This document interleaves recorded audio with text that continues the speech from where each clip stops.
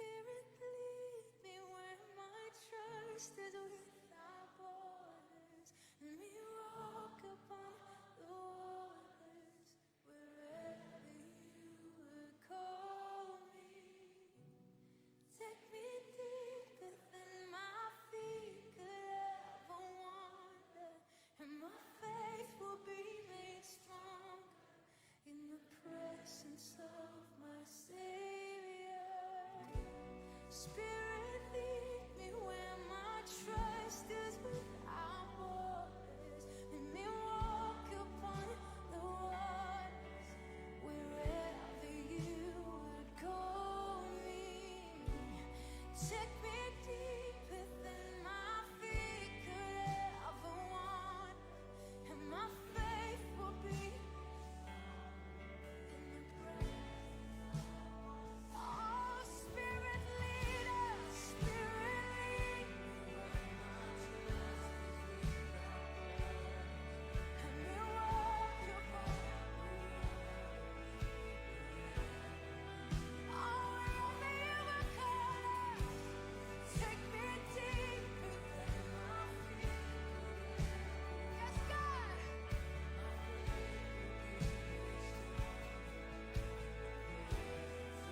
Come on, sing it out. Spirit, lead me where my trust is without borders. Let me walk upon the waters wherever you would call me. Take me deeper than my feet could ever run. Come on, you say, my faith will be stronger in the presence of my. Boa noite, estamos aqui na nossa quarta live. Hoje o tema é Não Foi Falta de Fé. Então estamos no mês de setembro, um mês que estamos fazendo alusão à prevenção ao suicídio. Então é o Setembro Amarelo, estamos dando bastante ênfase ao assunto. Novamente estamos aqui nesta live. Hoje contamos com a presença da psiquiatra Franciele Marchi. Contamos também com a presença do pastor Toninho e também do padre Nivaldo. Gostaria que vocês compartilhassem essa live com o maior número de pessoas possível, para que ela tenha um alcance e que assim consiga atingir consequentemente mais pessoas. Curta também, e as lives elas ficam gravadas. Caso não consigam assistir hoje ou gostariam de indicar para outras pessoas, essa live fica salva no Facebook da Prefeitura e também no canal do YouTube. Então, eu gostaria de dar as boas-vindas aos convidados. Pastor Toninho, boa noite. Boa noite. Franciele, boa noite. Boa noite. Então, nós vamos começar a nossa live perguntando aqui e conversando um pouquinho sobre, já que o tema não foi falta de fé e o assunto principal do nosso mês é a prevenção do suicídio. Eu gostaria de perguntar para a Franciele por que as pessoas ou alguém pensa em suicídio? Certo. Suicídio é um tema que gera muitos tabus, né? Muito estigma ainda. As pessoas ainda evitam muito falar sobre esse assunto. A mídia não sabe como se comportar em relação a isso. E o que é importante da gente entender? Que o suicídio, ele é um ato extremamente impulsivo, né? E o indivíduo, no decorrer da sua evolução de vida, no seu amadurecimento aí de infância à vida adulta, a gente vai viver dois tipos de crises. As crises que são vitais do desenvolvimento, né, que são as crises que ocorrem à medida que a gente envelhece. Então, quando a gente passa de uma fase de idade para outra, por exemplo, né, da adolescência para a vida adulta. E a gente tem as crises que são chamadas circunstanciais, né, que são as crises que são inesperadas, são momentos, são ocasiões que a gente não espera e que acontecem ao longo da nossa vida e a gente muitas vezes é pego de surpresa. Quando ocorre uma dessas duas crises e dependendo muito dos mecanismos de defesa desse indivíduo, ele pode entrar num colapso existencial. Ele não consegue lidar, ele não se adapta muito bem com essas crises, então há um desequilíbrio. E muitas vezes ele vai pensar no suicídio como uma estratégia para não viver, para acabar com a sua dor, porque ele entra num boom de sofrimento psíquico. Então seria basicamente isso, seria esse desequilíbrio, né? Na maioria das vezes o suicídio está associado a transtornos mentais, mas a gente tem um número aí em volta de 98% dos suicídios poderiam ter sido evitados, pois eles estão associados a um transtorno mental já diagnosticado e muitas vezes não acompanhado e não conduzido corretamente, né? Então é por isso que a pessoa pensa em suicídio. E de acordo do ponto de vista médico, Franciele, qual seria a definição então do suicídio? Certo. Quando a gente fala em suicídio, a gente tem duas ideias. Uma ideia que é central, né, que é o ato desse indivíduo tirar a sua própria vida de forma impulsiva. Então ele vê isso como uma estratégia. E nós temos as ideias que são periféricas, que na maioria das vezes, o que vai ser isso? Vai ser qual motivação que está levando esse indivíduo a pensar em um suicídio, quais são os fatores que protegem ele, quais são os fatores de risco, né? Se ele consegue lidar ou não, se ele tem acesso a meios que são letais. Na maioria das vezes, numa crise suicida, né, num comportamento suicida, há uma exacerbação da doença mental existente e ocorre uma turbulência emocional. O indivíduo não consegue muitas vezes pensar ou metabolizar da forma correta, né, digerir aquele assunto que às vezes se torna muito doloroso. E aí esse indivíduo entra numa dor psíquica que a gente chama de intolerável, né, diferente da dor física, a dor psíquica também existe. E como consequência, ele acha que a única estratégia, a única alternativa para ele é cessar a sua vida, né? E a gente fala assim que o indivíduo que pensa no suicídio, na maioria das vezes, ele não quer acabar com a vida. Ele faz uma reflexão muito no sentido que ele não está vivendo adequadamente e ele quer muitas vezes acabar com a dor e ele não consegue enxergar uma estratégia em relação ao que eu posso fazer para sair disso. E por que o paciente, a pessoa que pensa em suicídio, assusta tanto? Porque, em termos gerais, a gente sempre a gente luta muito pela vida, né? Então, quando a gente para pensar assim, como eu vim parar aqui hoje, né? Qual é a razão da minha existência? E a morte, a gente sabe que existem fatores para isso, mas a gente vê muito distante. Então, é como se não cabesse a mim, muitas vezes, decidir isso. Né? A morte, por exemplo, ela é negligenciada. Eu sei que ela pode acontecer, eu tenho certeza, aliás, que ela vai acontecer um dia, mas eu coloco ela, às vezes, afastada de mim. E, às vezes, o paciente que pensa em suicídio, ele é muito ele ameaça isso, né? Ele coloca isso muito como um ponto final. E aí isso bate nas nossas defesas, né? Então, um familiar que vive, um paciente em casa, né, que convive com um paciente que fala, eu quero acabar com a minha vida. Aquilo fragiliza quem está ouvindo, né? Bate ali nos seus mecanismos de defesa, a pessoa muitas vezes, inclusive, sai de um julgamento do tipo, mas por que você está pensando nisso? Por que você não luta? Por que você não faz? Há um julgamento que muitas vezes afasta a busca pela ajuda adequada, né? Não tem um acolhimento empático e a gente fica perdido, do tipo assim, tá, mas será que isso pode acontecer comigo? Será que isso também não está batendo nas minhas defesas? Ao mesmo tempo que eu quero ajudar o outro, eu também às vezes me coloco nessa posição e entro no desespero. Então o paciente suicida, ele assusta, ele causa um desconforto, né? Tanto em quem é profissional de saúde que está atendendo, quanto quem é familiar e muitas vezes não sabe como manejar.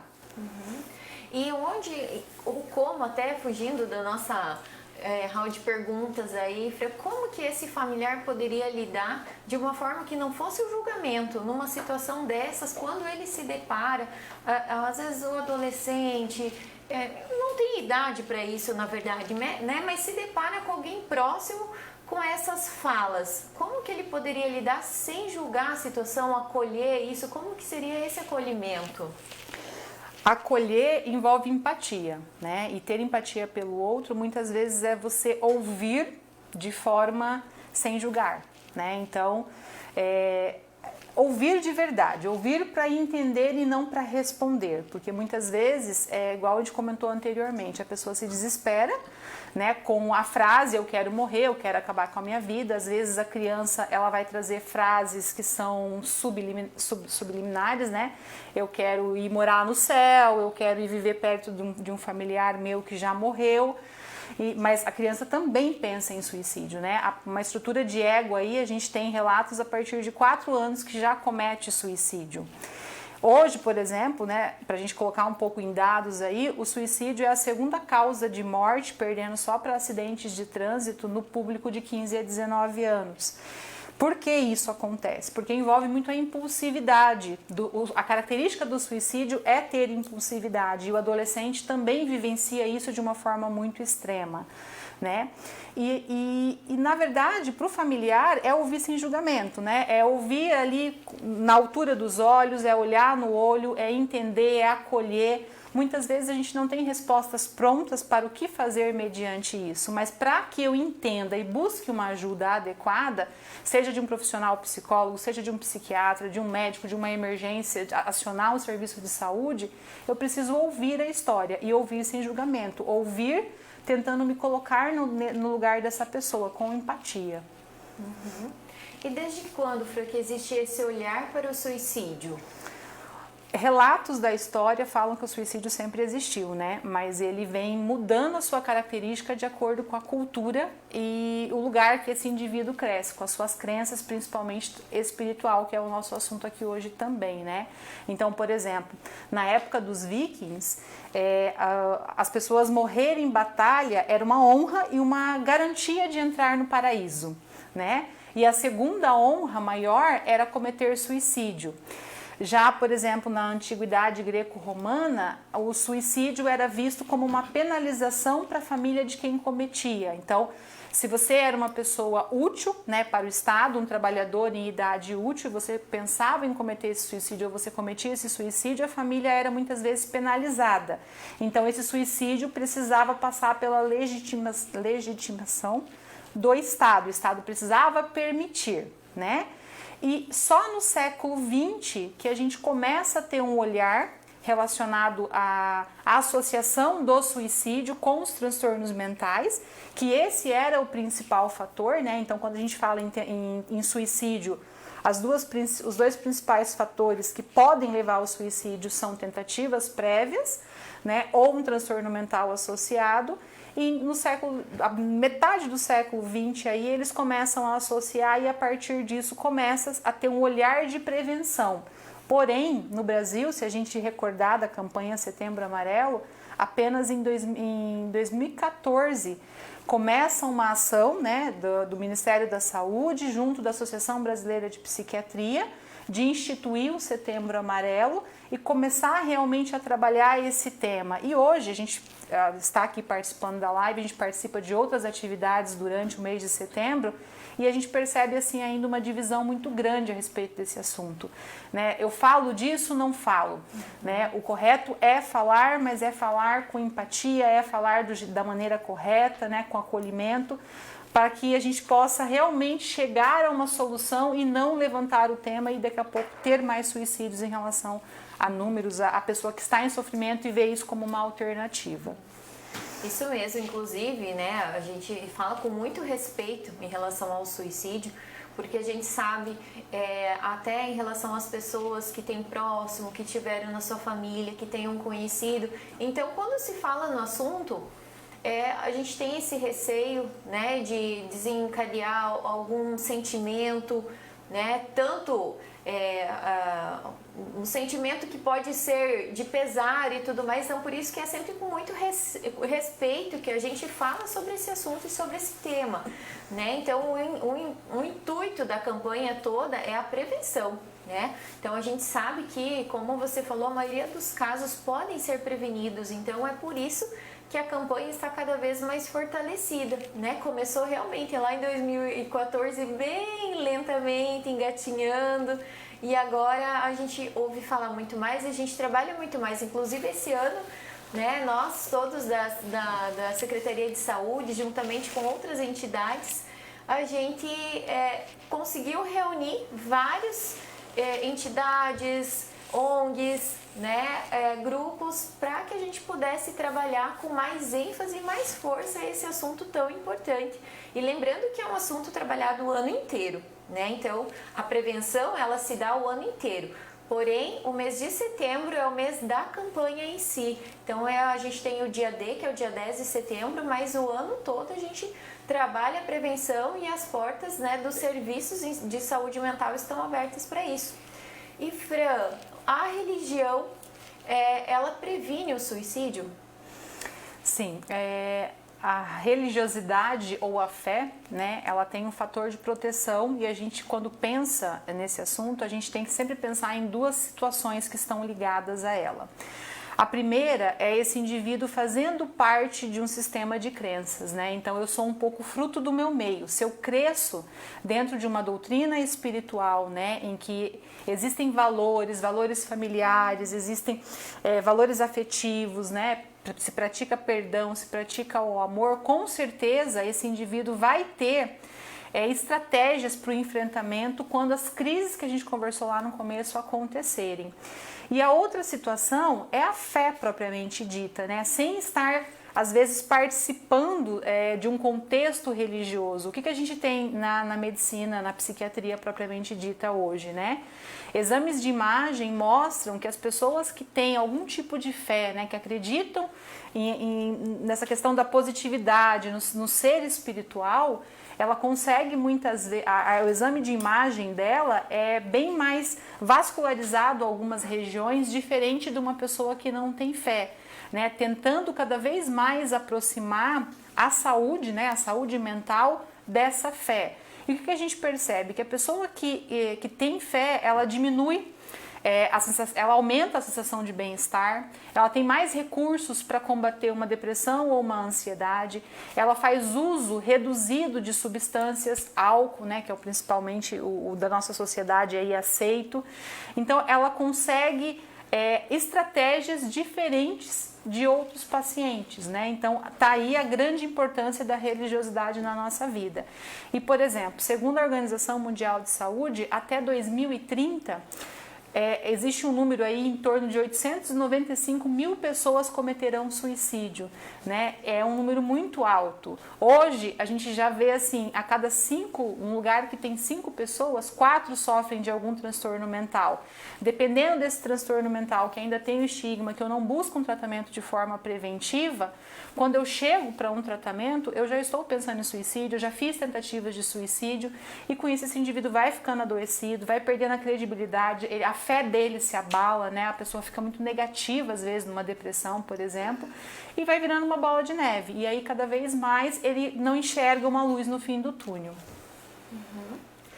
Gente, vocês fiquem à vontade para fazer perguntas, tá? Pelo Facebook. Podem ficar à vontade para perguntar, que a gente está com os profissionais aqui, o pastor, o padre, a nossa psiquiatra, a Fran, e eles responderão de acordo com a pergunta de vocês, tá bom? Eu agradeço a presença da Fran, muito obrigada, Fran. É um assunto que realmente precisa ser discutido, né? Então, muito obrigada pela tua presença. Obrigada a vocês. E, gente, próxima semana, próxima quinta-feira, teremos a nossa última live, a live de número 5, com o tema Quebrando Tabus. Teremos a presença da psicóloga Michele e também do Michael. Então, gravem ali, coloquem o alarme, coloquem o lembrete aí, tá? Que semana que vem teremos a nossa última live. E aproveitando, curtam a nossa live também, compartilhem com os amigos de vocês, com conhecidos, com familiares, e fiquem à vontade também para fazer perguntas. Então estamos aqui agora com o pastor Toninho, com o padre Nivaldo. Boa noite. Boa noite, Renata. Boa noite, Toninho. Irmão de caminhada aí do tempo que eu trabalhava aqui na cidade de Medianeira. Uma grande satisfação estar nessa live falando sobre fé e espiritualidade de maneira ecumênica. É um privilégio, né? Uma satisfação ter eles aqui com a gente hoje.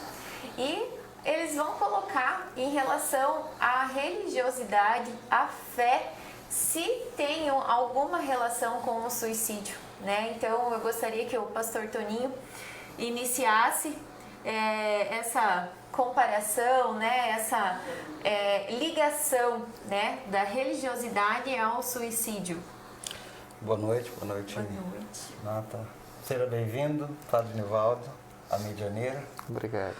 E a todos vocês que estão nos assistindo, muito obrigado aí pela atenção de vocês. Mas eu não posso falar de suicídio sem antes falar do sofrimento humano. E eu queria começar falando sobre um texto que Jesus, no Getsemane, ele ali com seus discípulos, e ele diz o seguinte: a minha alma está profundamente angustiada até a morte. E é um texto que me traz muita reflexão a respeito do sofrimento humano. E outros textos, como o da morte de Lázaro, onde o texto vai dizer que Jesus chorou. O outro texto onde Jesus chega no poço, em João 4, e diz que ele está cansado da viagem. Isso para mim demonstra que Jesus nunca fez questão nenhuma de ocultar a sua humanidade. E talvez a relação da fé com o sofrimento humano e o conflito que muitas vezes isso gera é por não se compreender que alguém que tem fé, que alguém que crê em Deus, que alguém que confia em Deus, também sofre. A nossa relação com Deus, a fé em Deus, nos traz essa confiança e, consequentemente, esperança. Mas isso não me isenta de passar por circunstâncias difíceis. Jesus disse o seguinte: no mundo vocês terão aflições, mas tenham bom ânimo. Então ele nos preparava já para isso, e toda a história bíblica nós vamos perceber várias situações, sofrimentos, dores. A palavra escrita nunca nos privou de ver que homens tementes a Deus também passaram por circunstâncias difíceis.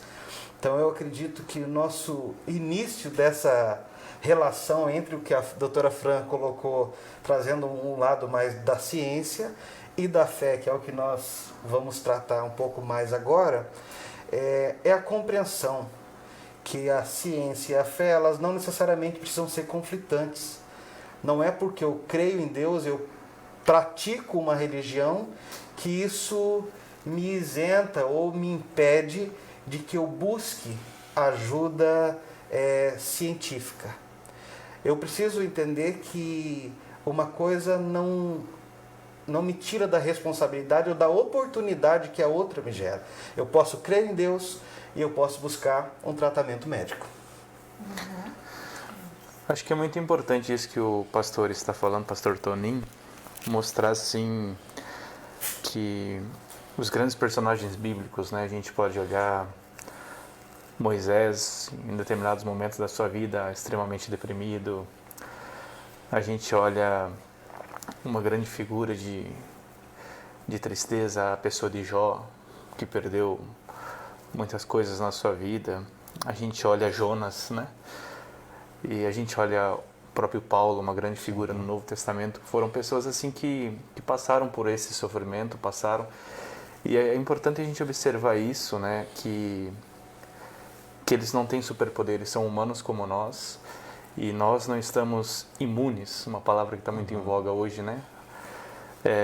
De sofrer, de chorar, ou até mesmo de passar por alguma fase depressiva em nossas vidas, de angústia, de tristeza, de solidão, né?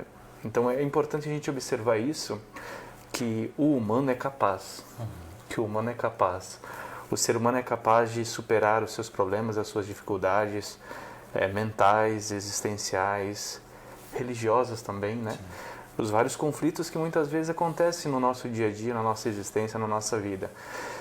Só que esses homens que nos mostram que não estamos imunes de sofrer, eles também nos mostram uma certa solução, o encontro com Deus, o encontro com o transcendente.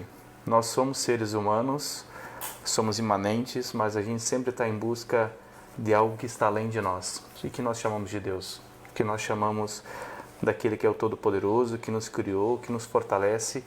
E essas mesmas pessoas que nos mostram a fragilidade delas, mostram também uma proposta, que é a pessoa de Deus, né?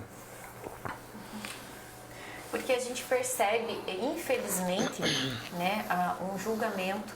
Quando acontece o ato em si do suicídio, às vezes acontece esse julgamento que foi falta de Deus, que foi falta de fé, né?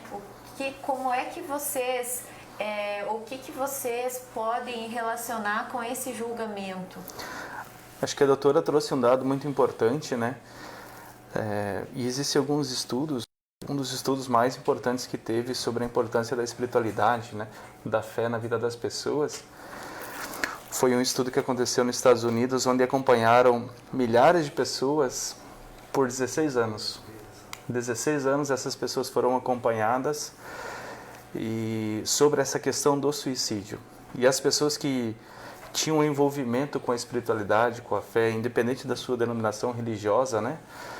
O índice de suicídio dessas pessoas era 6 vezes menos. 6 vezes mesmo menos, mais ou menos parecido com isso que a doutora estava falando conosco anteriormente. Então, a fé não é um problema. A fé ela pode ser um elemento a mais para a gente estar resolvendo o problema do suicídio dentro da nossa sociedade. Até é importante a colocação que a fé não é um problema, porque às vezes a impressão que a gente tem é que a fé tem sido diluída, a fé tem sido misturada e a gente perdeu a simplicidade de crer em Deus. E confiar em Deus, ele é um propulsor de esperança.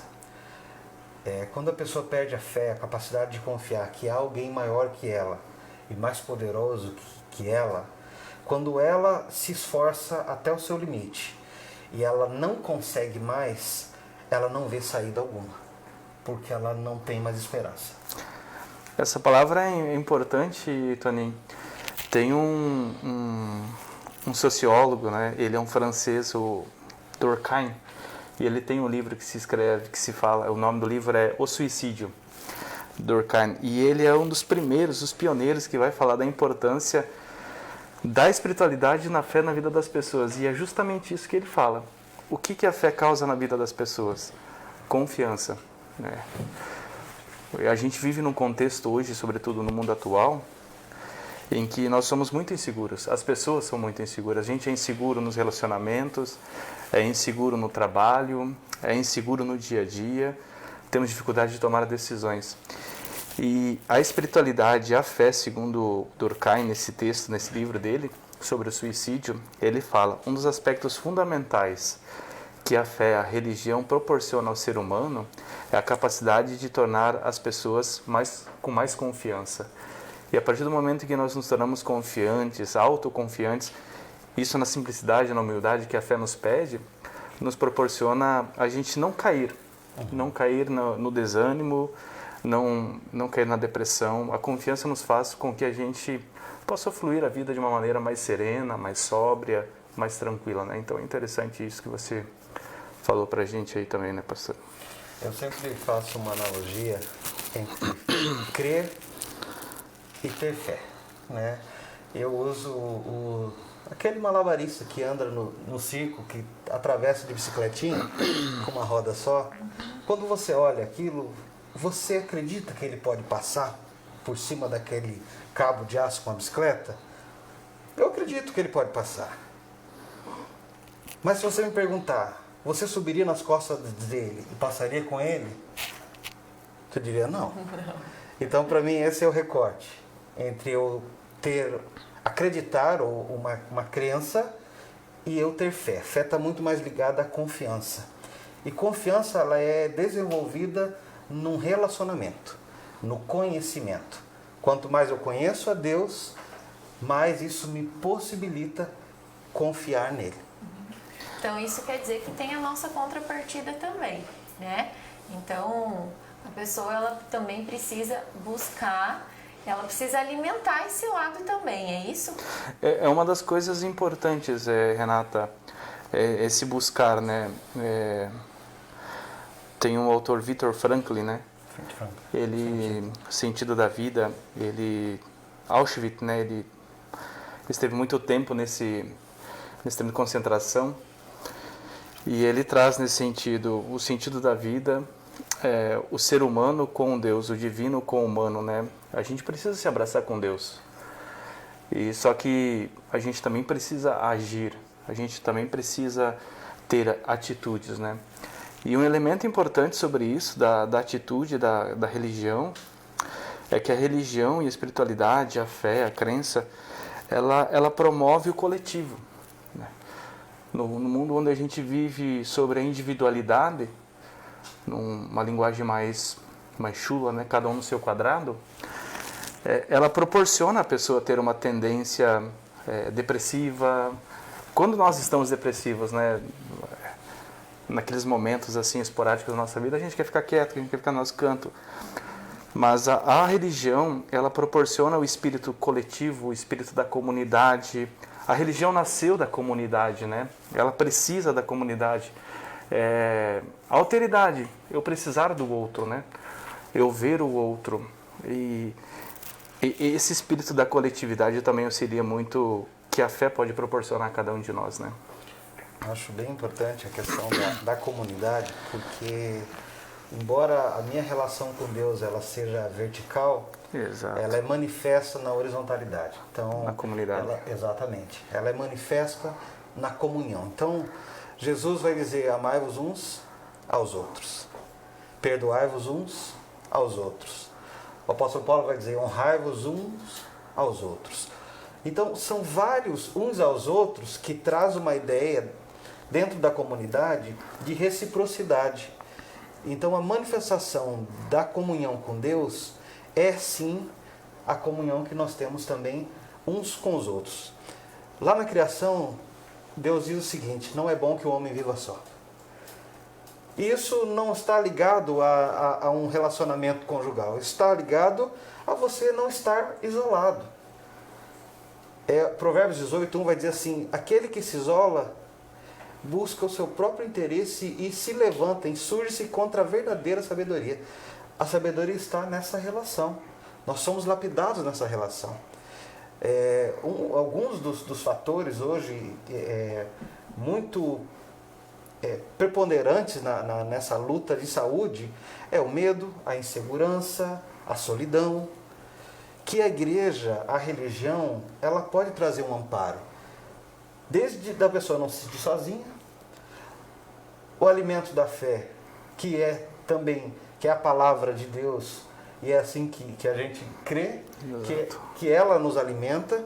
E essa foi a pergunta que você fez antes, né? Como que a pessoa pode se fortalecer? Então nós cremos que a oração nos fortalece, que a leitura e a meditação na palavra de Deus nos fortalece.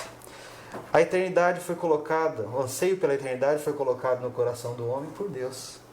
Então há uma sede, uma busca que ela precisa ser sanada. Então nós cremos que por meio de Jesus nós retornamos ao Pai. Nós temos essa comunhão que é individual, uma decisão de cada um, mas que se manifesta na nossa comunhão com os irmãos. Inclusive ontem eu recebi um vídeo. É um estudo que eles fizeram, agora eu não vou saber dizer quem foi o autor desse estudo, mas falando do bem-estar de quando a pessoa, né, que vive em comunidade, no coletivo, ela faz uma caridade, ou então ela faz um bem para o próximo. O quanto isso sem esperar nada em troca. Quando ela olha para o lado, faz uma boa ação e isso vai gerando um bem-estar tão grande que vai sendo viciante.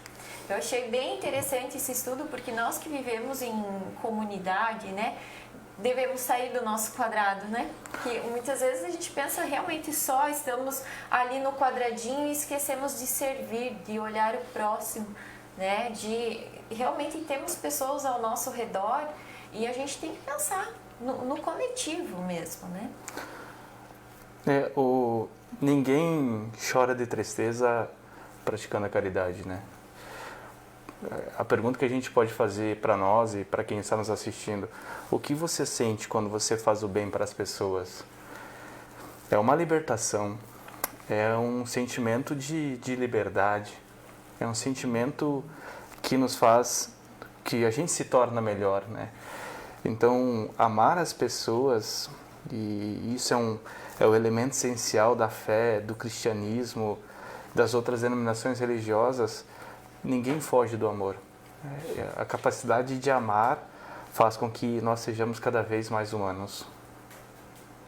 E quando nós pensamos em comunidade, nós não podemos pensar eu costumo usar uma expressão, no gueto, né? Naquele grupinho. A igreja de Jesus, ela é maior do que a minha comunidade local. E isso nós precisamos entender que não é às vezes porque a pessoa não está ali domingo após domingo na igreja que ela não tem fé e que ela não tem uma prática de espiritualidade sadia. Embora o apóstolo Paulo vai dizer a Timóteo assim: busca a fé, o amor e a esperança, junto com os que com o coração puro invocam ao Senhor. Então, eu acho que isso é muito importante, essa comunhão. E o estar junto, seja na igreja, ou seja com um grupo de pessoas, é para que quando um cair, o outro levante. É para que quando um estiver chorando, tem alguém que chore com ela. Eu acho que essa é a beleza da vida de comunhão. Não é aquela relação mecânica. Jesus veio e ele nos estabeleceu uma relação não com um Deus distante. Ele diz: eu sou o caminho, a verdade e a vida, ninguém vem ao Pai. Então Jesus veio para nos apresentar Deus como um Pai, como alguém a quem nós podemos recorrer e dizer: Pai, eu estou precisando, eu não estou bem. Nós não precisamos estar bem o tempo inteiro. E Deus não se relaciona com aquilo que a gente deveria ser. Deus se relaciona com quem a gente é. Então é importante que a gente tenha isso muito claro na nossa cabeça, para a gente não criar um personagem, o personagem do culto, o personagem da missa. É aquela pessoa que ela aparece, mas ela tem medo de rasgar o coração e de se expor e dizer: eu não estou bem, eu preciso de ajuda. Muitas vezes nós descemos o cacete em Tomé, porque Tomé não creu, Tomé duvidou, Tomé nas pregações sempre foi o cara. Mas sabe, nós precisamos refletir.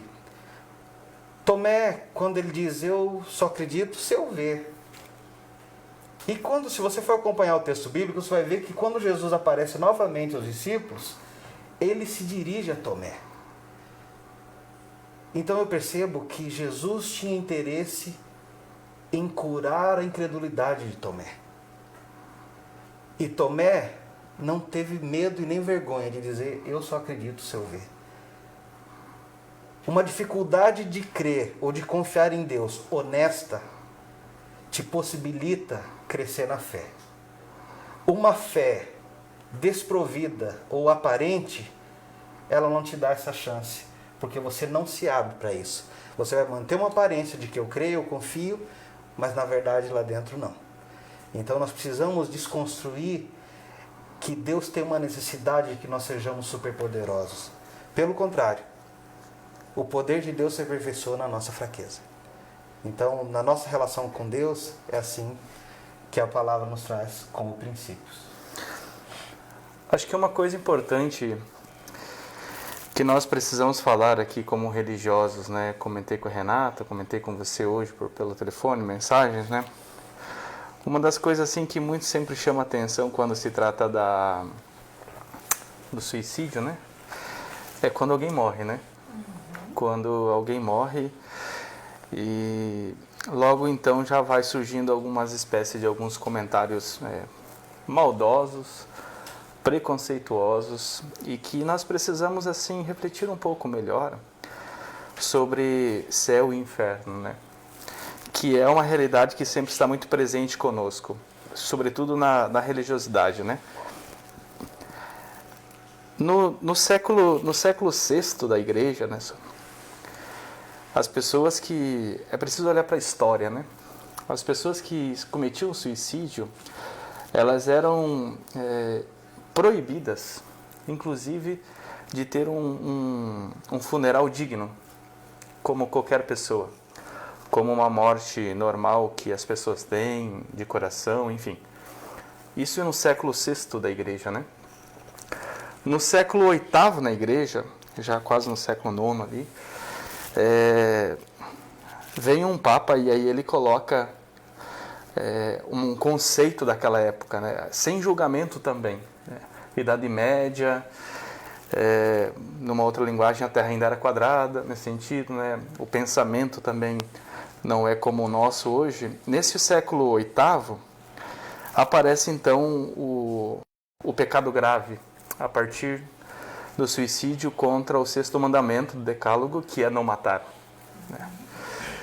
E a psicóloga trouxe muito, a doutora trouxe muito bem essa evolução da humanidade, e a fé, a religião, a espiritualidade, ela evoluiu nesse conceito. Uma coisa muito importante a gente observar, quando a gente fala de espiritualidade, pecado, é algo que é uma atitude, uma ação livre e consciente. Eu agi de maneira livre e agi de maneira consciente, né? A gente olha uma pessoa que está com suicídio, a doutora falou que 90 e poucos % das pessoas elas estão com um transtorno mental. Logo a gente já pode entender que essa pessoa ela não tem uma liberdade. Ela não está plenamente consciente. Então é preciso desmistificar, gente, eu falo isso com toda certeza, que, desculpe a minha vulgaridade, pastor, Renata, parar de falar essa bobeira em velórios, em enterros de pessoas que cometeram suicídio. A gente precisa perceber o sofrimento dessa pessoa anterior a cometer esse ato, entende? Que ela não foi uma coisa espontânea, livre, consciente, mas que ela estava ali numa dor, numa angústia, num sofrimento, numa depressão muito forte. Então, gente, se eu posso falar uma coisa hoje e trazer essa mensagem é que não julguem, não condenem nem a família, nem a pessoa quando esse tipo de situação acontecer, porque hoje o mundo evoluiu, a mentalidade evoluiu, e é preciso, claro, vamos ser bem radicais, falar como religiosos aqui, né? Que tipo de Deus é esse, entende? Que não tem misericórdia, que não tem amor, que vai mandar para o inferno uma pessoa que muitas vezes fez a vida toda, fez o bem, e em determinado momento acaba acontecendo isso. O nosso Deus é amor, o nosso Deus é misericórdia, Ele é perdão e Ele quer o bem de todos, né? Eu gosto muito de um texto de Romanos 6, que o apóstolo Paulo vai dizer assim: não digas no teu coração quem subirá ao céu, nem quem descerá ao abismo. Nós precisamos entender que esse julgamento, essa ciência nós não temos. E como nós tivermos essa consciência, nós vamos acolher as pessoas com amor e com cuidado, porque isso não compete a nenhum de nós. O julgamento dessas pessoas, seja por qual tipo de morte ela vier a falecer, isso não está na nossa capacidade, o julgamento. Nós precisamos, como o padre falou, primeiro parar de falar bobagem, porque nós não sabemos. Tem pessoas que realmente elas chegam a um ponto de não ter controle sobre a angústia, sobre a aflição, sobre a dor dela. E ela chega a um ponto de um pensamento rígido que ela não vê outra alternativa senão a morte para aliviar isso. E só quem passa por uma depressão profunda sabe o quanto isso incapacita essa pessoa. Então, eu creio que nós, como religiosos, hoje nós estamos aqui por uma razão muito clara, que é incentivar você que esteja passando por qualquer tipo de transtorno, de angústia. E eu não digo uma tristeza pontual por alguma coisa que aconteceu, porque isso é normal. Mas quando isso perdura, quando isso permanece, é importante que você busque ajuda. A fé não anula isso. Eu creio que Deus pode curar você ou a mim por uma oração. Eu creio nisso. Mas eu creio que Deus pode usar o médico para me curar também. E não tem problema nenhum nisso. Talvez isso seja até um sinal de mais de humildade e de reconhecimento de que eu preciso de Deus, do que uma pessoa que sobe no pináculo do templo, né? Se vocês lembram o texto que Satanás levou Jesus no pináculo do templo e disse assim, ó, se tu és filho de Deus, pula daqui para baixo, porque a palavra diz que Deus mandará os seus anjos para segurar você. E Jesus disse para ele, não tentarás o Senhor teu Deus. Às vezes nós não procurarmos ajuda e nos alienarmos na nossa religião, ou na nossa religiosidade, ou na nossa fé, na nossa espiritualidade, pode ser um ato de tentar a Deus. Então nós como líderes religiosos, e eu creio que o Padre Nivaldo pense assim também nessa questão. Procure ajuda. Muitas pessoas demoram demais para procurar ajuda. E quando elas vão procurar, muitas coisas já se enraizaram, já é mais difícil de tratar. Então não tenha medo, isso não é um sinal de falta de fé. Isso é um sinal de alguém que é consciente da sua humanidade. Tem um salmo que eu gosto muito que diz assim: Deus olha para a nossa estrutura e se lembra que nós somos pó. E é isso mesmo, vulneráveis, e precisamos da ajuda uns dos outros, até dos psicólogos, dos terapeutas, dos médicos, Do padre e do pastor. padre e do pastor. Tamo aí, Renata. Isso, muito interessante mesmo, né? Porque de acordo com a idade, a gente percebe essa dificuldade. Algumas resistências em buscar essa ajuda, alguns preconceitos de que quem procura o psiquiatra, não tô louco, não preciso, não tô louca.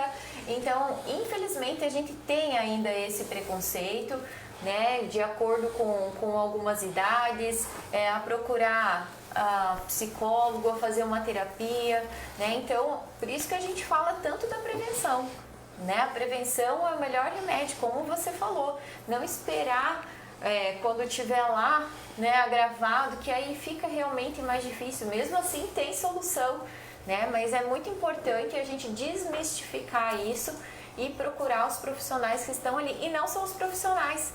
Veio uma pergunta bem interessante aqui, bem pertinente. Como é realizado o acolhimento com um padre ou pastor que teve uma tentativa de suicídio? É a pergunta do Maicon Grassi. Inclusive, ele estará com a gente na próxima semana. Obrigado pela participação, Maicon. Ele pergunta sobre... Como nós acolhemos os religiosos nessa situação. Exato. Acho que da mesma maneira, né, sem olhar a quem, né, o índice de padres, né, sobretudo os padres mais novos, tem crescido bastante sobre o suicídio. Há pouco tempo atrás, um próximo de nós aí cometeu suicídio, né? Ou essa tentativa de suicídio depressivo. Nós também não estamos imunes. Somos homens de Deus, da palavra, levamos o melhor daquilo que Deus pede para cada um de nós, porque sentimos esse chamado. Sim. Mas a acolhida é a mesma. Volto a dizer, a gente não pode ter nenhum sentimento de preconceito se é padre ou pastor, prefeito, presidente, seja lá o que for, né?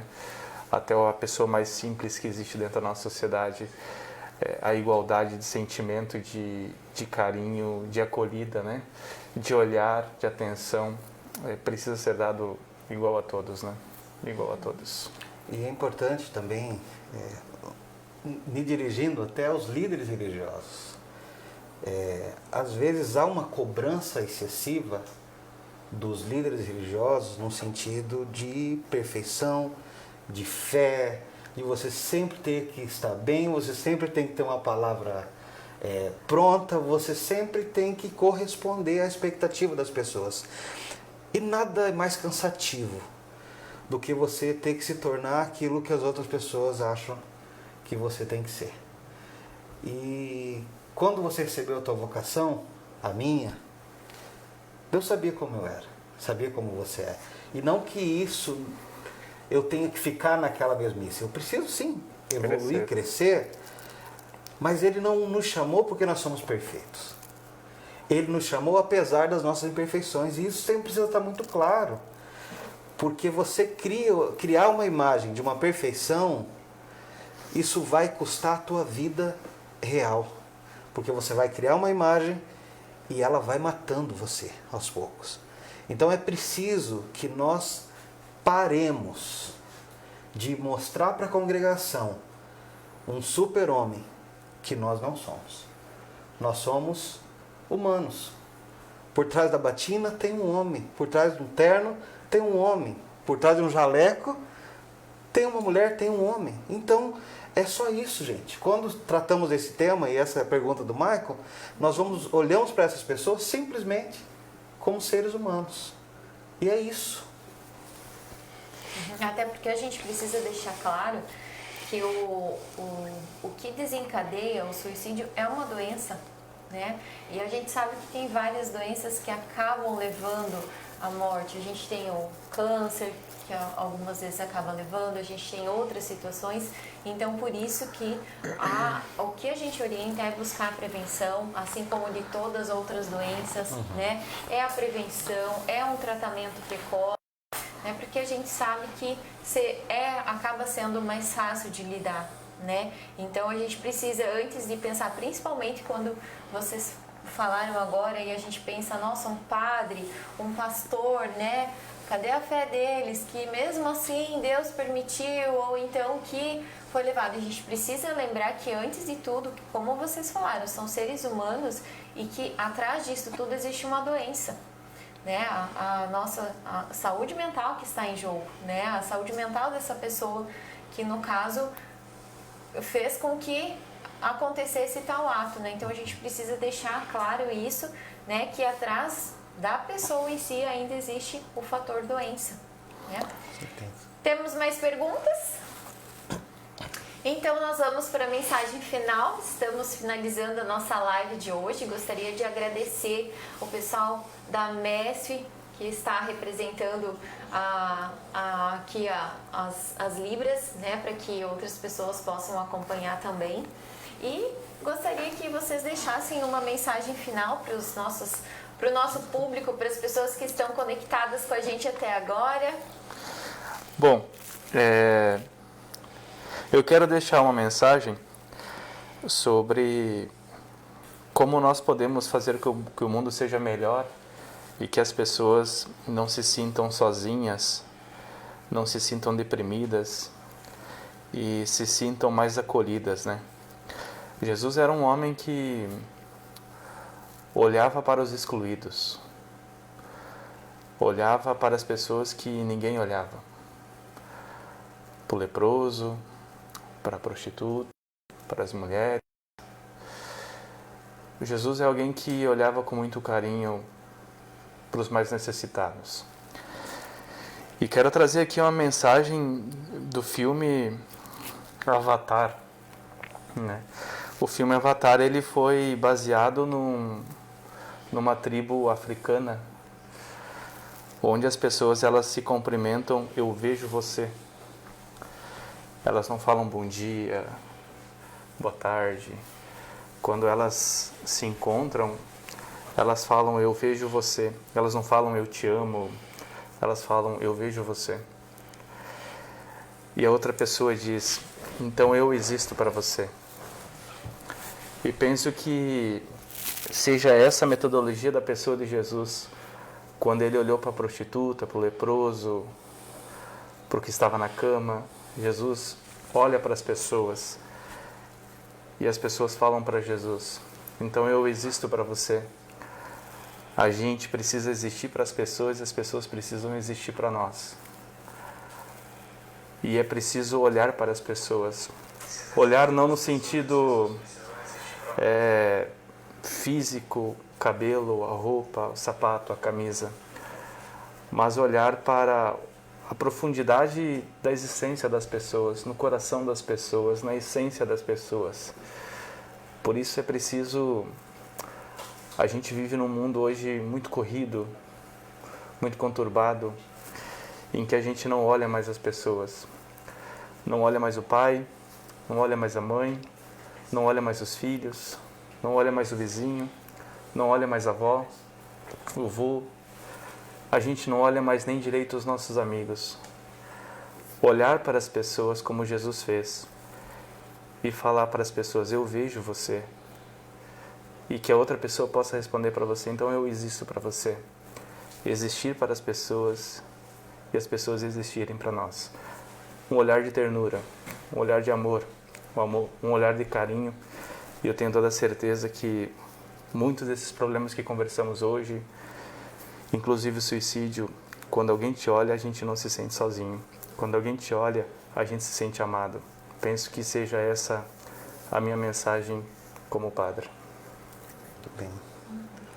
Eu queria citar o Salmo 23, que é um salmo muito conhecido de todos nós, que diz, o Senhor é meu pastor e nada me faltará. Ainda que eu andasse pelo vale da sombra da morte, eu não temerei mal algum, porque tu estás comigo. Deus está comigo. E por estar comigo, quando eu estou com Ele, Deus está com Ele. E vice-versa. Às vezes Deus quer manifestar-se a outras pessoas, angustiadas, aflitas, através da sua vida, através da minha vida. E não porque nós somos pastor e padre, mas é você que está em casa. O Espírito Santo de Deus habita em nós. Então, quando eu vou ao encontro do aflito, do necessitado, do oprimido, daquele que nós julgamos os mais pecadores, quando eu vou ao encontro, quando eu vejo e me compadeço, o reino de Deus é chegado. É Deus se manifestando através da minha e da sua vida. Eu gosto muito da maneira que se vê a multiplicação dos pães, e alguns defendem que foi uma multiplicação e outros defendem que foi uma partilha, que eles estavam com os pães escondidos, vamos dizer assim, e cada um começou, pelo constrangimento daquele menino que deu o pouco que tinha, eles abriram o coração e começaram a partilhar um com o outro. E eu não descarto nenhuma das possibilidades, porque eu acho que as duas têm o seu ensinamento. Tem o poder multiplicador do pão? Tem. Mas tem o poder partilhador do pão. E isso está na minha mão e na sua mão.